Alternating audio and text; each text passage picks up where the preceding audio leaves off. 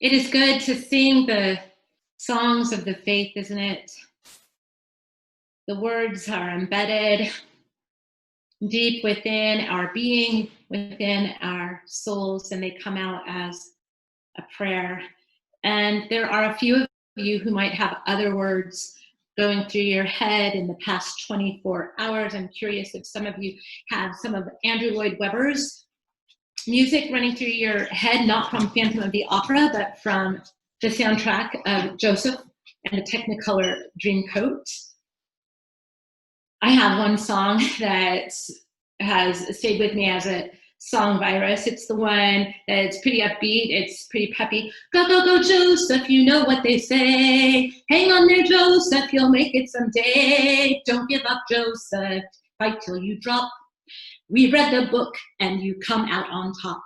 Except that we're not there yet. We're not to the end of Genesis yet where he comes out on top. No, he's pretty much in the pit of despair. And so that's not the song that we can sing quite yet. So there's another song. And I would have had Neva sing this song for us if Andrew Lloyd Webber only gave us permission to use his music for recording purposes, but that didn't happen.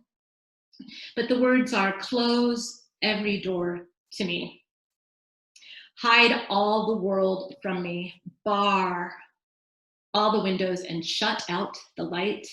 Do what you want with me. Hate me and laugh at me. Darken my daytime and torture my night. If my life were important, I would ask, will I live or die? But I know the answers. Life far from this world.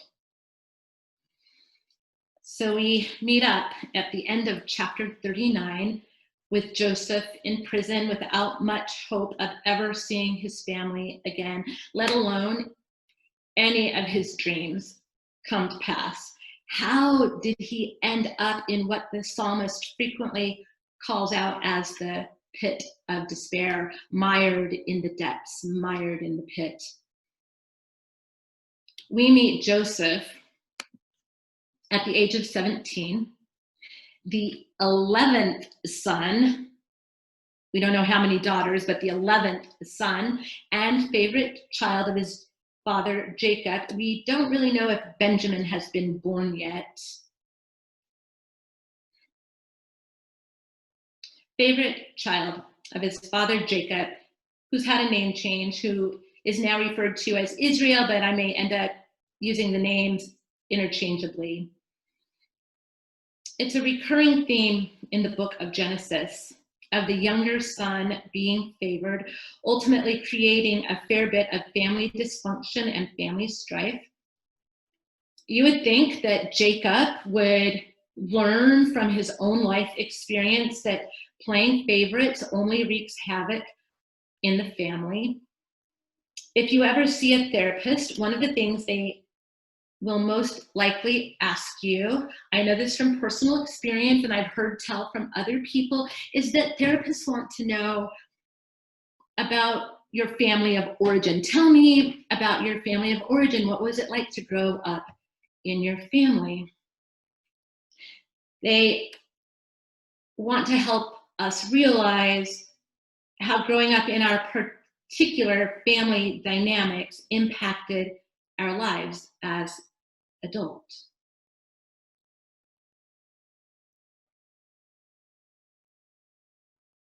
How to be grateful for some of the healthier aspects of growing up in that particular family, but also how to notice and not repeat some of the more dysfunctional aspects. Not that any of us ever had problems in our family or families of dysfunction, but people don't always learn from history and sometimes seem destined to repeat it.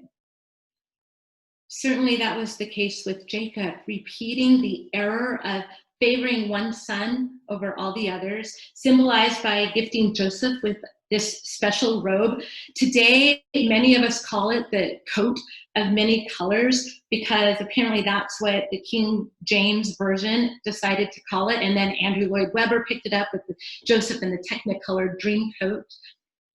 But the Hebrew refers to it as an long ornamented coat with long sleeves, curious details.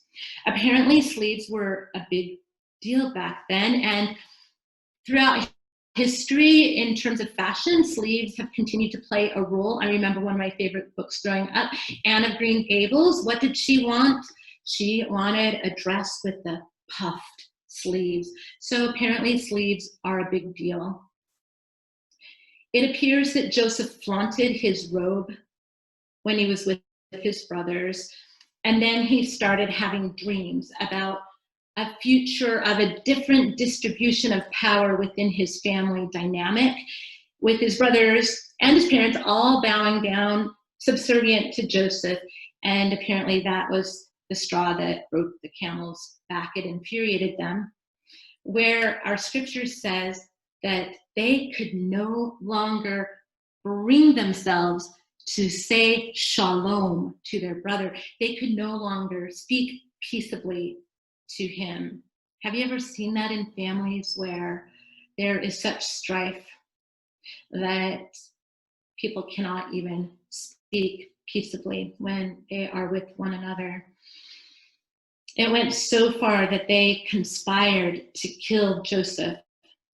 It was the eldest brother, Reuben, who took pity, and there are reasons perhaps why he did so, but he took pity on Joseph and tried to convince his brothers to throw Joseph into a pit instead. And scholars, commentators say that it was more likely a dry cistern, like what we learned about when we were looking at Jeremiah last fall, a dry cistern that they could throw him in where he wouldn't drown, but he also wouldn't have any water to live on, and he would likely die. And Reuben planned to come back later to save Joseph. This is the first of several literal and spiritual descents that Joseph will make into the pit. Instead of leaving him there at the bottom of the cistern, at the bottom of the pit, they decide to sell him to some passing merchants, some Ishmaelites who are passing by. When you think of this teeny little word, pit, what connotation do you give it? What phrases come to mind? Any positive connotations that you conjure up about this word, or any phrases that it might find itself in? When the psalmist refers to the pit, it's not necessarily a good thing. Psalm 88, you have put me in the lowest pit, in dark places, in the depths. Men of bloodshed and deceit will not live out half their days. But I will trust in you, O God. Psalm 103, who redeems your life from the pit? Who crowns you with loving kindness and compassion?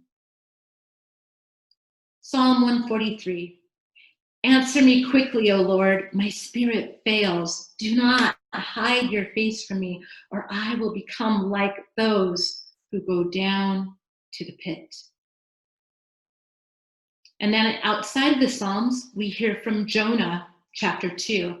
I descended to the roots of the mountains. The earth with its bars was around me forever. But you have brought up my life from the pit, O Lord my God.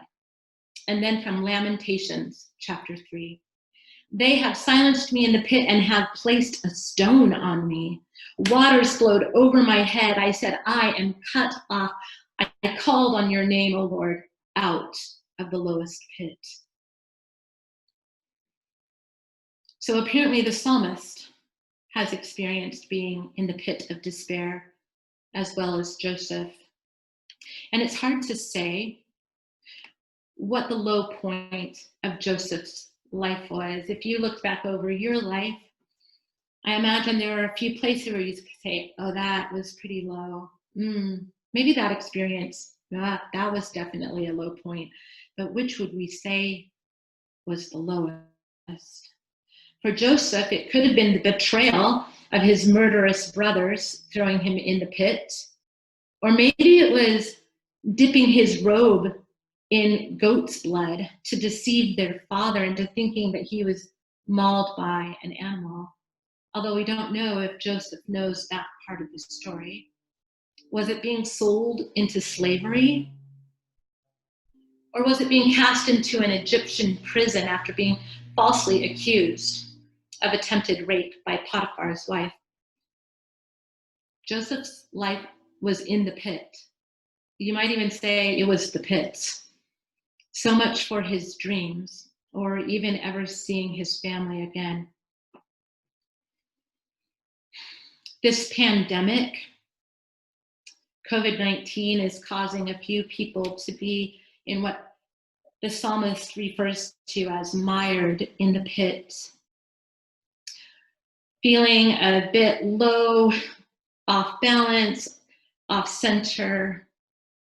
Last week during our fellowship time after worship, there were a number of people who shared about feeling a bit unmoored, untethered, sad, a sense of malaise, trying to hold on to hope.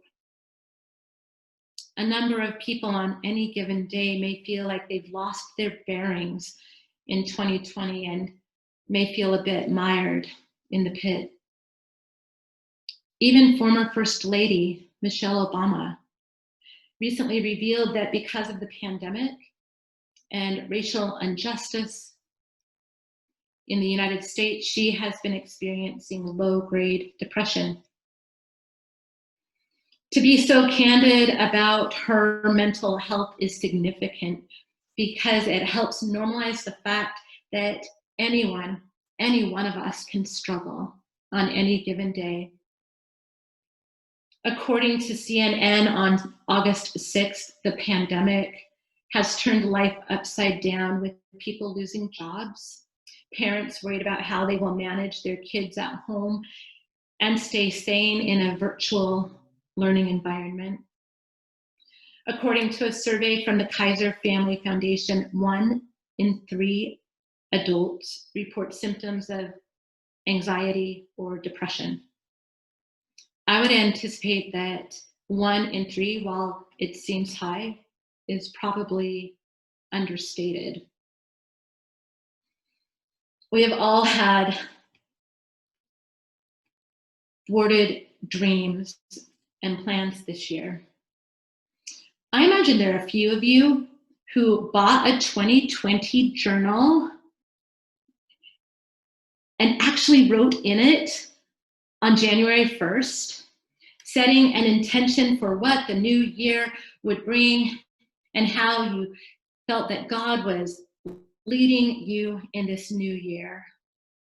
But on approximately the 60th day of the year of our Lord, 2020, our lives changed here in Northwest Washington.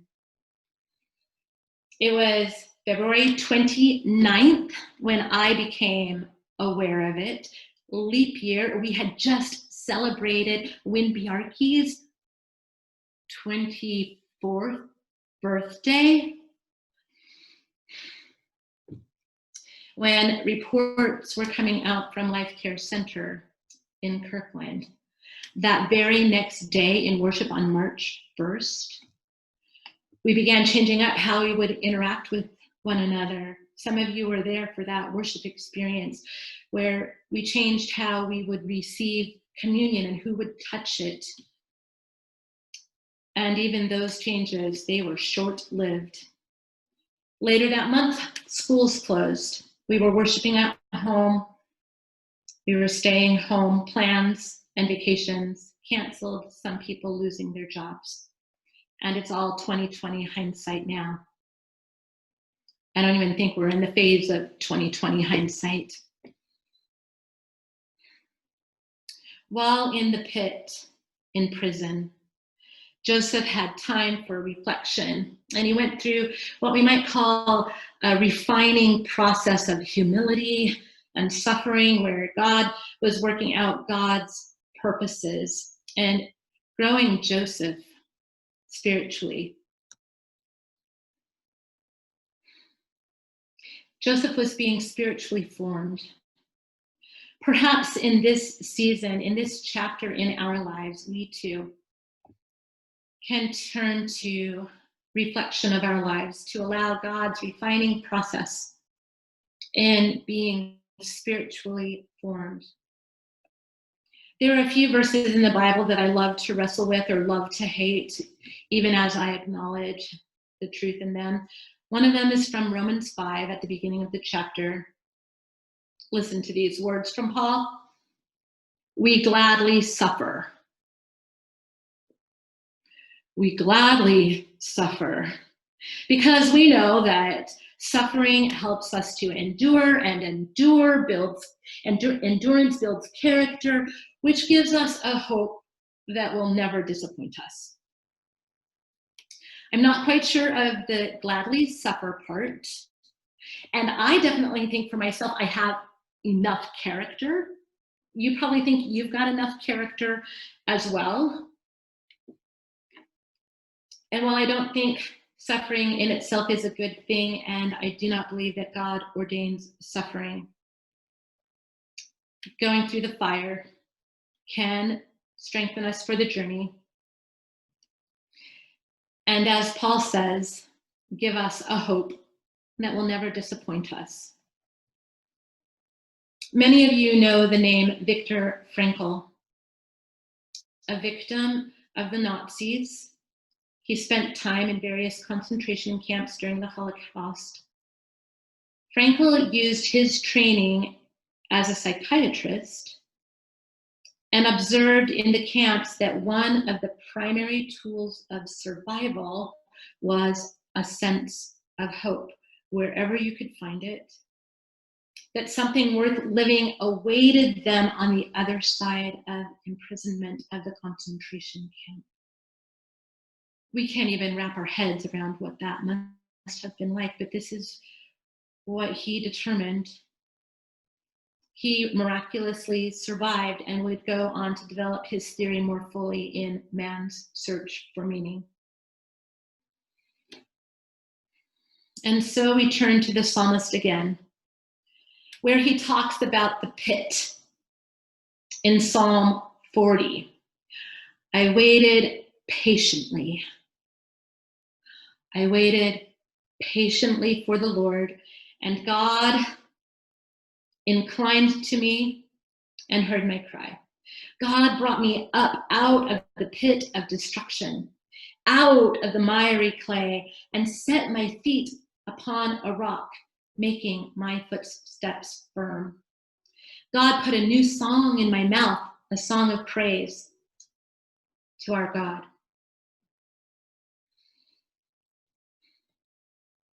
In the African American lectionary in 2008, it contained these words: dreams don't happen overnight.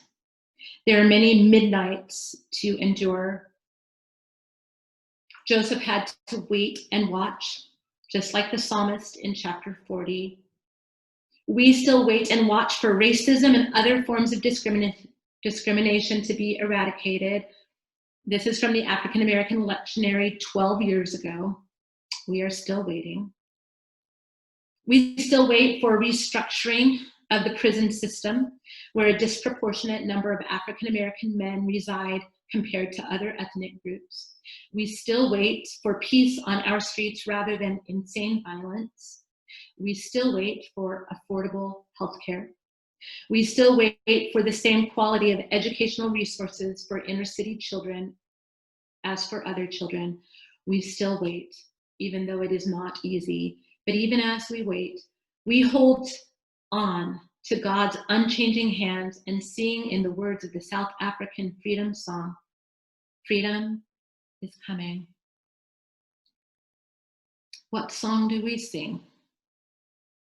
How do we move beyond whatever feelings we might be experiencing, especially if there is ever betrayal and deception in our family, like Joseph, or betrayal and deception in our government? How do we hold on to hope and wait patiently for God to bring us out of whatever pit we might experience? Both the Bible and Viktor Frankl invite us to hold on to hope. Wherever you can find it, to look to God. Joseph was living between the pit and the promise. We can too. And recognize that we are not alone. The Andrew Lloyd Webber song that I quoted at the beginning, it ends like this: close every door to me, keep those I love from me. But children of Israel are never alone. For I know I shall find my own peace of mind, for I have been promised a land of my own. That could be our pandemic song as well. Close every door to me, keep those I love from me. But we are never alone. Last fall, way back in the day, when we were allowed to meet in person for worship, when we were able to go to our church and go into the sanctuary to worship, I asked Angie to record an anthem that the choir was singing that day. It's raw footage of who we are as a faith community, who we still are, and God's continued message that we are never alone, for God is with us. God will make us strong. We will press on, for God is with us through all our days. We are never alone.